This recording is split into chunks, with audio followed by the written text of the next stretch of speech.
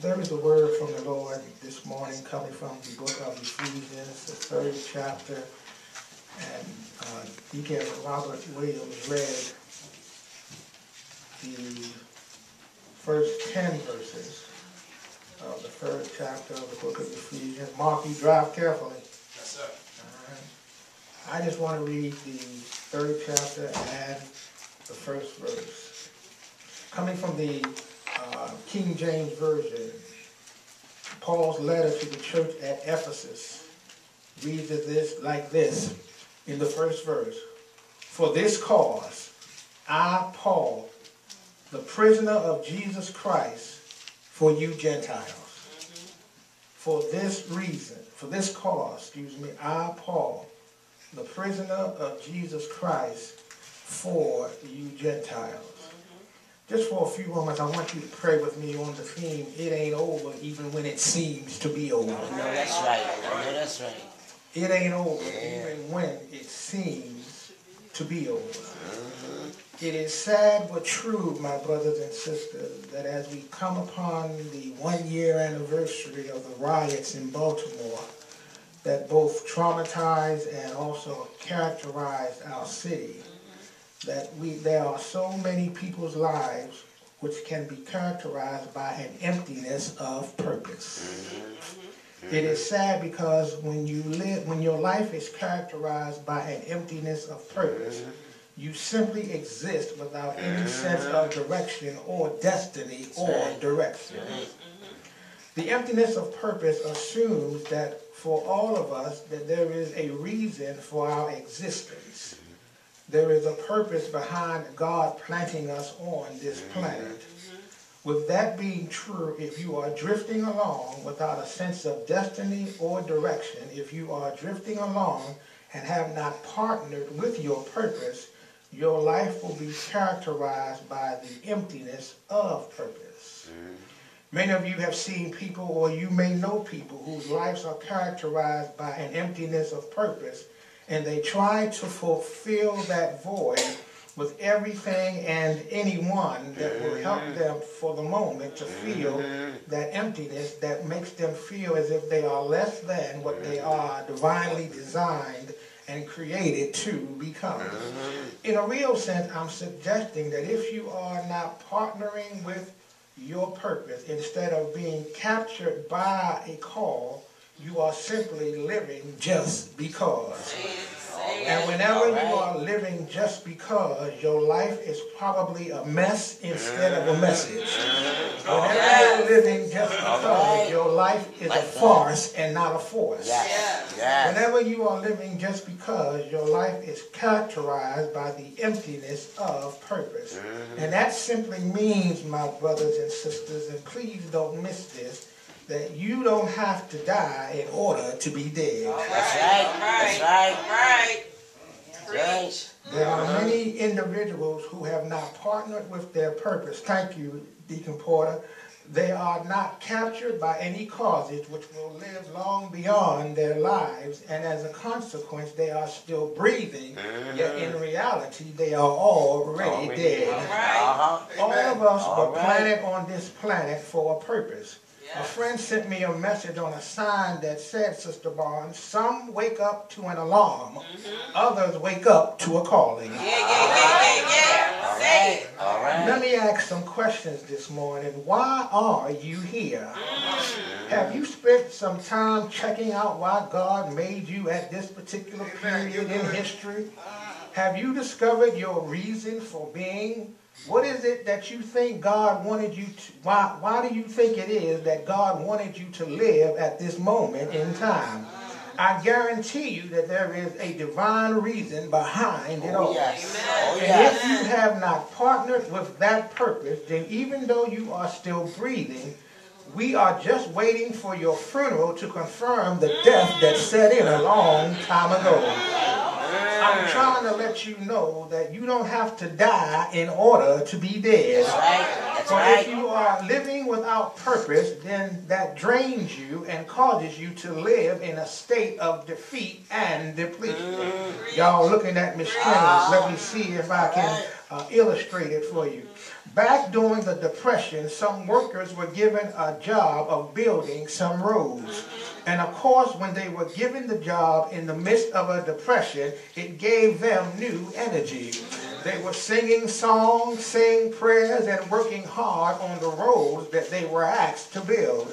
But then they discovered that the roads that they had been given to construct were roads that were leading into swamps, roads that were leading to nowhere in particular. They were building roads that were leading nowhere. After a while, their lives no longer had energy, and their get up and go just got up and went. Why? Because they were building roads that were leading nowhere. Let me pause here for a moment, because someone has come to church today, and if you are honest with yourself, that's where your life simply is right now.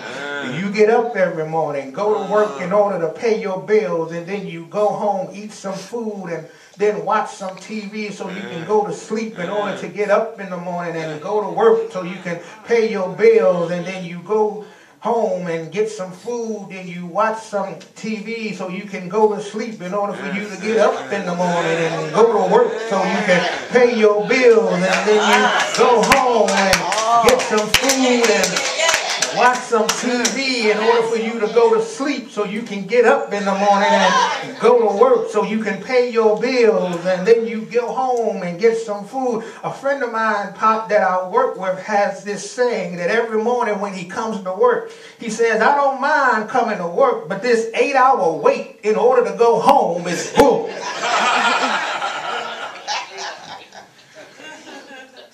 And I want to know this morning, where is the road that you are constructing leading to?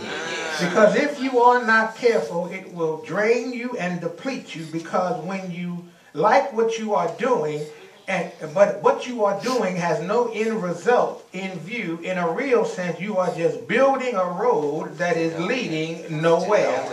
And I am concerned, my brothers and sisters, that too many people who claim the name of Christ are simply building roads that are leading nowhere. How can you be connected to Christ and simply be satisfied to come to church, sit, look, and leave, sometimes leaving early even though you came in here late? You really can't say that you are connected to a cause that is going to make a difference in your life. So if you are not careful, your life will be defined by building roads that are leading nowhere. And whenever your life is characterized by building a road that goes nowhere, your life is simply a mess and not a message, a farce and not a force, and you are living not for a cause, but simply just because. No wonder it is said that the two greatest days in your life are, one, the day that you were born, and two, the day that you find out why you were born. And now you've discovered that even though you have got your purpose, problems have rolled in, or problems have propped up. And it has caused you to go through something that has thrown you off course and is now getting in the way of where God is taking you. You've got your purpose, but the problems are getting in the way of you fulfilling your purpose. And right now, I need some help in order to get where I am to fulfill my purpose. So let me show you how what you go through helps you get to where you are going to. And let me show you how it ain't over even when it seems to be over. Well, in the text, Paul is in prison. Please don't miss that. If you don't remember anything else, remember I said that Paul is in prison. And Paul states that he is not in prison for Caesar, but he is in prison for Christ. Paul lets the Ephesians know that even though he is in prison unfairly, he is happy because he is still in Christ. And Paul wants them and us to realize that if you got problems, instead of throwing a pity party, throwing your hands up in the air, saying, woe is me, and woulda, coulda, shoulda, you need to rejoice and shout. Why? Because it's your problem that God will use as your propeller to push you to fulfill your purpose. I like that. Let me try that one more time. It is is your problems that God will use as your propeller to push you to fulfill your purpose. Paul lets us know that if you are about something, you can expect problems. I need to stop right there, because so many of us have bought into the idea that if you know God and if God walks with you, you're walking on flowery beds of ease. I got some news for you. Your name could be Jesus Christ and you still gonna have some problems. Understand that problems don't occur unless you are about something. The devil ain't on your trail if he don't know that you ain't about something. You know there are some folk who complain, the devil ain't never been on my trail. The devil don't never give me problems. That's because the devil ain't on your trail. It's because he already got you in his camp. And you aren't worried about who you already got. You more worried about who you trying to get. The devil has, and understand that the devil, the only way, the devil gets on your trail is because the devil has already seen where God is taking you and what God has in store for you. So he wants to disrupt, distract, and detour you from getting to where God wants you to be and what God wants you to have. Oh yes. Paul says, I don't care where I am or what I'm going through.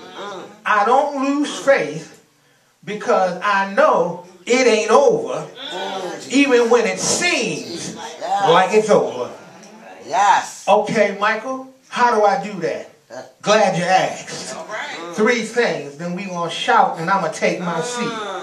Number 1, this text lets us know that when you are conscious of your connection, it will affect your disposition, so you stand victorious no matter what your condition. All right, y'all looking at, let me help you. When you are conscious of your connection, okay, you know that your connection is eternal, so your condition can only be temporary. Since your connection, is eternal, it will see you through your temporary condition, because you know that since your connection is eternal, you will always come out stronger on the other side than you went in on the front side. Yes, you will. Yes, you will. I'm in the text. Paul says, Paul, a prisoner of Christ. You missed your shout. Okay, wait a minute, Paul. I'm reading the text and you in jail. Caesar put you in jail. But yet you say you're not a prisoner of Caesar, but you're a prisoner of Christ. I've been telling y'all since I've had the pleasure and the privilege of standing behind this sacred pulpit.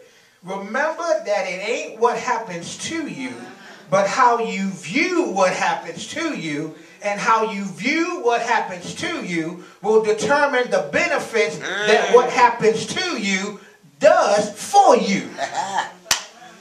All right. You heard of the poem, 2 men looked out from prison bars. One saw grass, the other saw stars.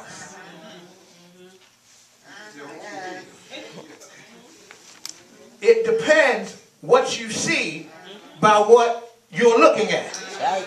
That's right. One man saw grass because he was always looking down. The other man saw stars because he was always looking up. Paul says that I'm a prisoner of Christ. I've been captured by the cause of Christ. And now that I am a prisoner of his purpose for me.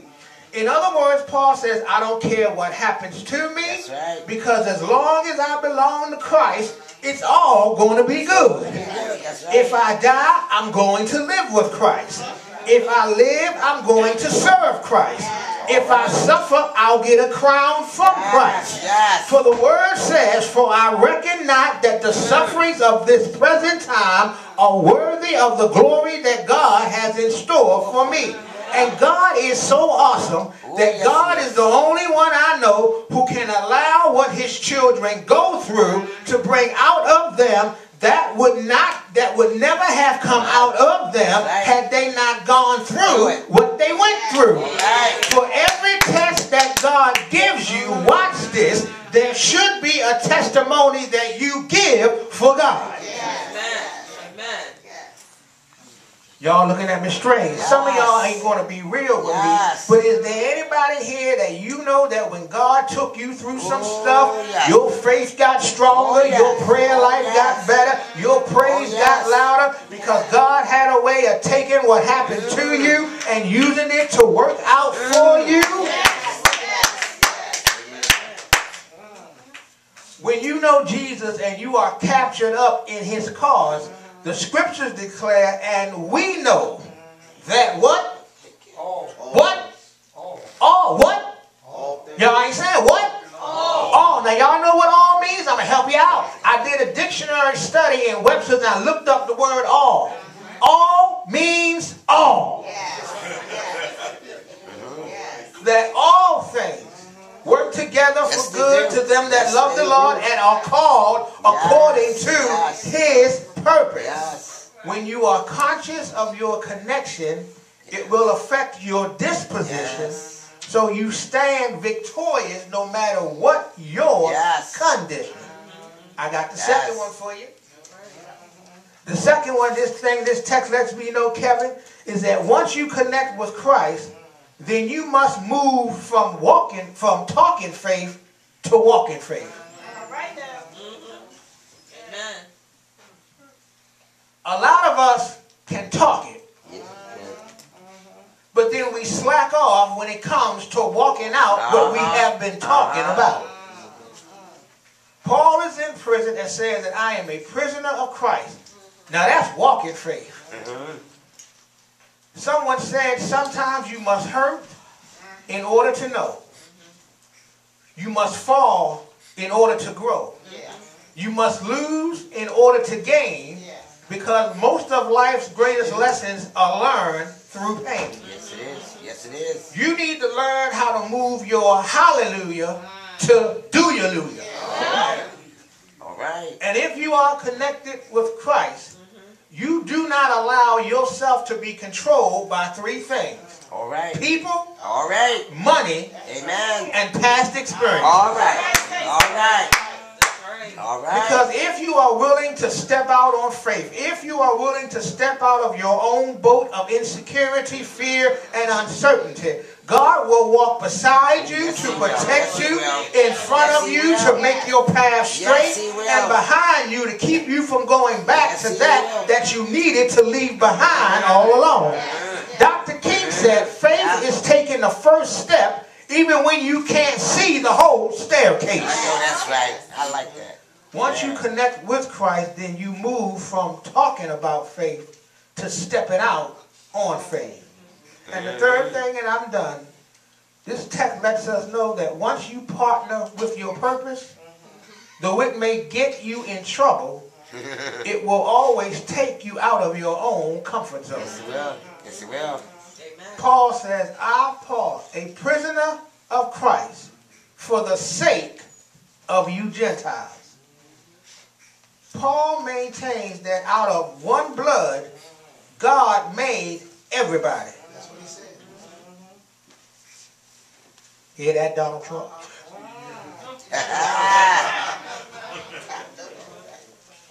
Paul had the nerve to consider the Gentiles. Give you a history. Paul was in jail because Paul took a Gentile, because at one time the Gentiles were not allowed to go into certain areas of the temple. And Paul took a Gentile into an area that they were not allowed to go to, and Paul was thrown in jail for doing that. And the word lets us know, that Paul lets us know, that understand, God ain't looking for a denomination. God is looking for Christians. Amen. Amen. Let me say that again. God ain't looking for a particular denomination. God is looking for Christians. Why? Because too many denominations are going to hell. And Paul breaks out of the box because you can't perform your purpose until you learn to leave your own comfort zone. You have got to leave your comfort zone to achieve your purpose. Your purpose takes you beyond the expectations of others and of yourself.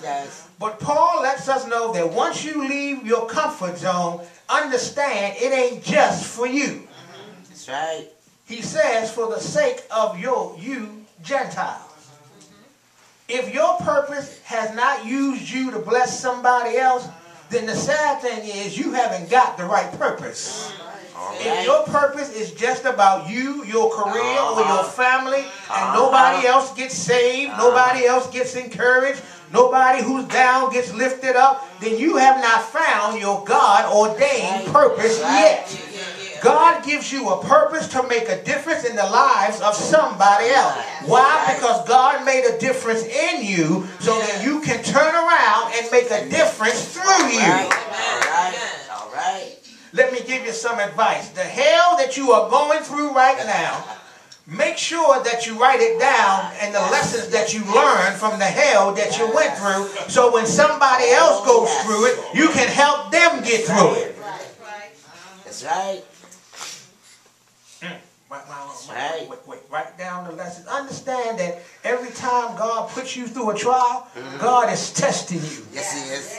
Yes, He is. God is making sure that you are worthy of His mercy and His grace.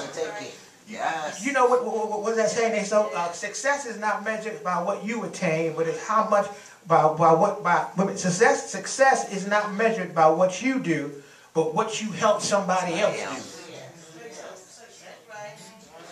There's an old African proverb that says the true measure of your life is not what you got from your ancestors, but what you leave your descendants.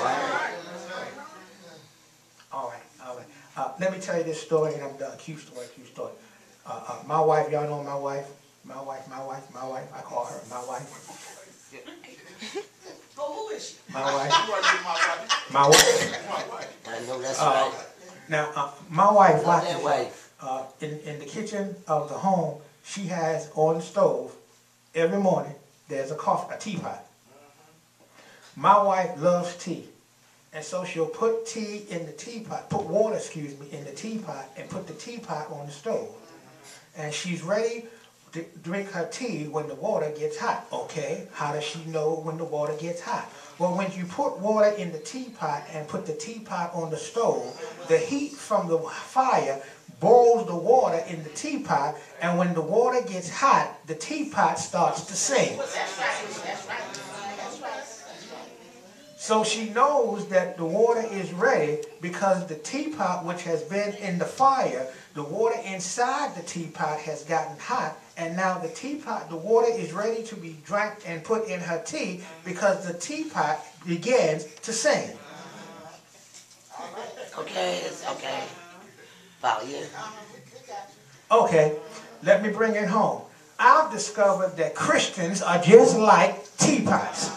God will put something in you, and then God will place you in some hot and fiery situations so that that which is in you, when it gets hot, will come out of you, and the praises will come out of you, and you will begin to sing God's praises because what you were in and in you has now become to be able to come out of you. Yes.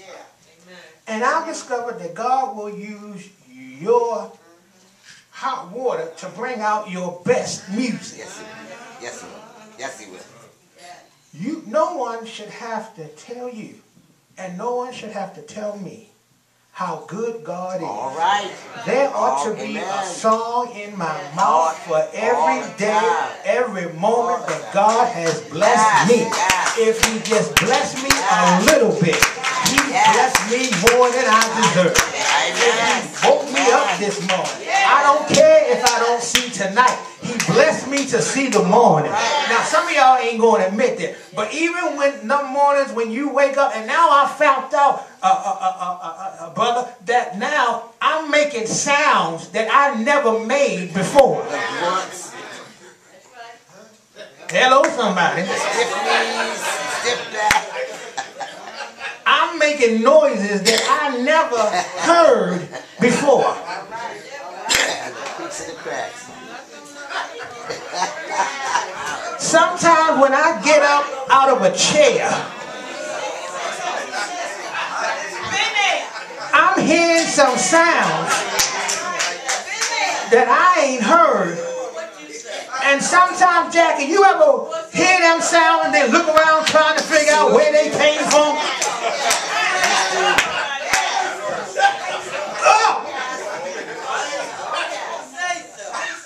But even though I've got some aches and some pains, God is still blessing me more than I deserve. Even though things ain't gone my way, God is still blessing me more than I deserve. Even if I didn't get a tax refund and I end up owing the government, God is still blessing me more than I deserve. My coworker said, "You didn't get a refund?" "No, baby, I didn't. I owe them." "How can you owe them your money?" "Hey, it's okay. I'm glad I had a job so that I could make the money in the first place." God is still blessing me more than I deserve. When I look back over my life and I think things over, I can truly say that I've been blessed. I've got a testimony. I don't care how bad it gets, how long I have to wait. God's going to come through for me like God has come through for me every time I needed him to come through. No matter what happens, it ain't over. Even when it seems to be over.